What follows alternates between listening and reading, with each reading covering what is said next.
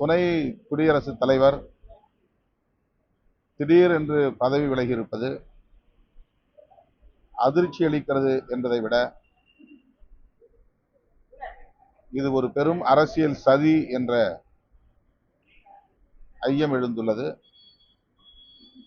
அவராக இதை செய்யவில்லை,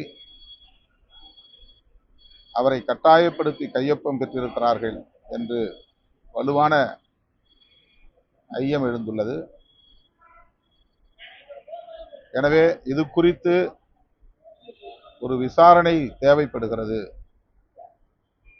துணை குடியரசுத் தலைவர் பதவி விலகல் குறித்து உச்சநீதிமன்ற நீதிபதி தலைமையில் விசாரிக்க வேண்டும், அல்லது அரசமைப்பு சட்டத்தின் வழிகாட்டுதலின்படி அதனை விசாரணைக்கு உட்படுத்த வேண்டும் என்று விடுதலை சிறுத்தைகள் கட்சி வலியுறுத்துகிறது. அதிமுக குறித்து திருமாவளவன் கவலைப்பட வேண்டாம், கூட்டணியில குழப்பத்தை ஏற்படுத்தாதீங்க, யாராலையும் அதிமுக பாஜக கூட்டணியை உடைக்க முடியாது. பாஜக அதிமுக கூட்டணியை உடைக்க வேண்டும் என்பது எங்களுடைய நோக்கமில்லை. அதிமுக ஒரு திராவிட இயக்கம், பெரியார் கொள்கைகளை பேசுகிற இயக்கம், எம்ஜிஆர் ஜெயலலிதா போன்ற தலைவர்களை முன்னிறுத்தி இயங்குகிற இயக்கம் என்பதால் சில கருத்துக்களை நட்புறவோடு தான் முன்வைக்கிறோம். அது தேவையற்றது என்றால் நாங்கள் பேசப்போவதில்லை.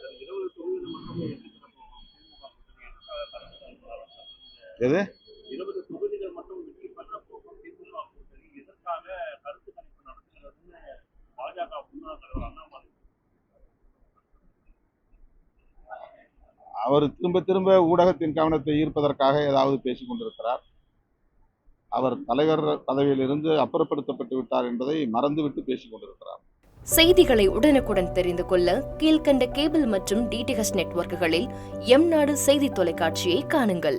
பாதகம் செய்பவரை கண்டால் நாம் பயம் கொள்ளலாகாது பாப்பா. மோதி மிதித்து விடு பாப்பா, அவர் முகத்தில் உமிழ்ந்து விடு பாப்பா. அண்மை செய்திகளை உடனுக்குடன் தெரிந்து கொள்ள இணைந்திருங்கள் எம்நாடு தொலைக்காட்சியுடன்.